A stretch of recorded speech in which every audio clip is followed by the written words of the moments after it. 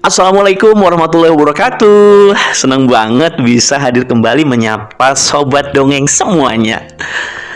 Semoga kabar kalian sehat selalu, semangat, tetap jaga kesehatan dan juga tetap jaga iman. Apaan coba? Iya beneran, iman harus dijaga. Ini ada hubungannya loh dengan kisah yang akan saya bacakan kali ini.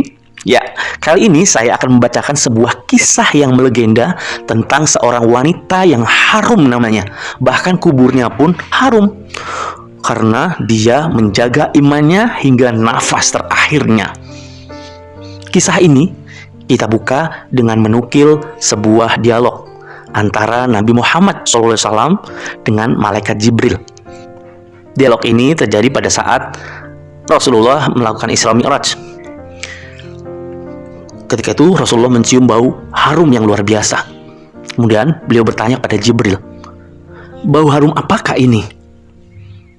Jibril menjawab, "Masyitoh dan anak-anaknya." Masya Allah. Mau tahu seperti apa kisahnya? Ayo simak video ini sampai selesai ya. Jangan lupa buat yang belum subscribe, segera dipencet tulisan merahnya tuh, subscribe. Dan pencet juga gambar loncengnya supaya sobat dongeng selalu update kalau channel ini ada video baru. Ayo kita simak sama-sama dongeng tentang kisah legenda Siti Masyitoh. Check it out.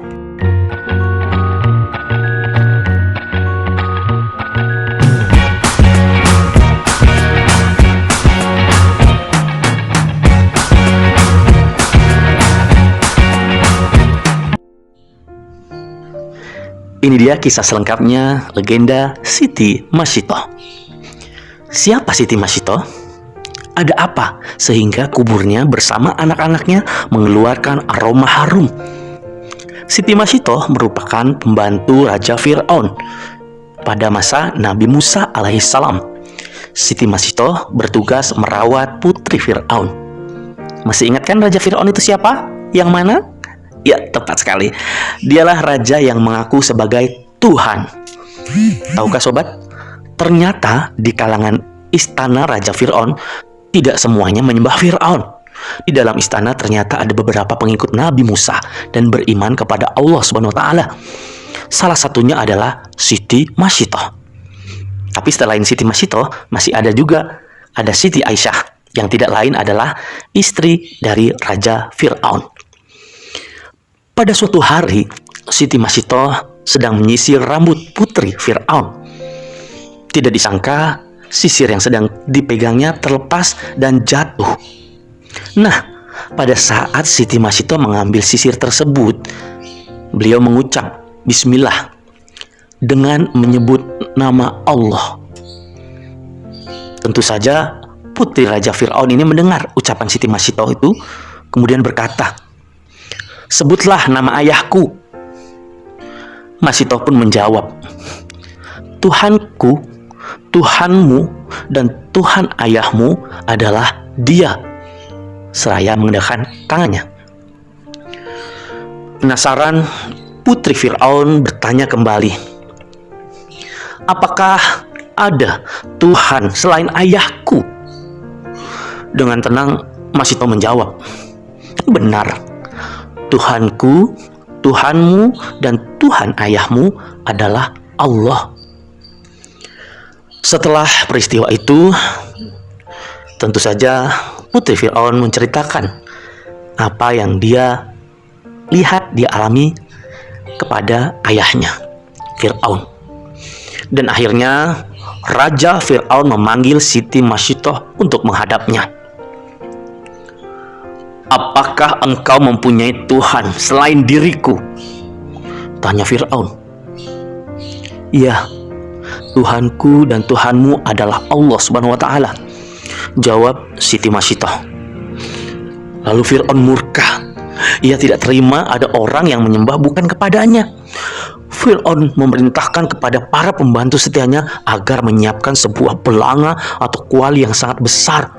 Lalu belanga itu dipanaskan di atas tungku yang besar pula. Kemudian Fir'aun memerintahkan Masyitoh agar menceburkan diri ke dalam belanga itu. "Saya mempunyai permintaan terakhir kepadamu," kata Siti Masitoh tenang kepada Fir'aun.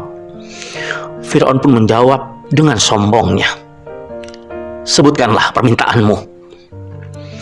Lalu Masitoh mengatakan,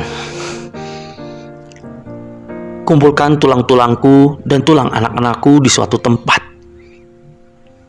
"Baiklah, saya turuti permintaanmu, mengingat kamu mempunyai hak pada kami," sahut Fir'aun. Kemudian Fir'aun memerintahkan agar Masitoh dan keluarganya dilemparkan ke dalam belanga yang panas menyala itu. Mereka dilemparkan satu persatu hingga sampailah giliran anak Masitoh yang masih menyusu padanya. Melihat anaknya yang masih bayi sempat membuat hati Siti Masitoh ragu, karena ada perasaan tidak tega melihat anaknya yang harus ikut digodok dalam kuali yang sangat besar dan panas. Lalu keajaiban terjadi. Anak Masitoh yang masih bayi itu tiba-tiba dapat berbicara, tentu saja atas izin Allah SWT. "Wahai ibuku, ceburkanlah dirimu ke dalamnya. Janganlah takut, karena sesungguhnya engkau berada dalam jalan yang benar." Mendengar hal itu, keimanan Siti Masitoh semakin mantap, semakin teguh. Kemudian setelah anaknya diceburkan ke dalam kuali yang besar itu oleh pengawal Raja Fir'aun, giliran Siti Masitoh. Tanpa ragu, Siti Masitoh pun masuk ke dalam kuali yang mendidih.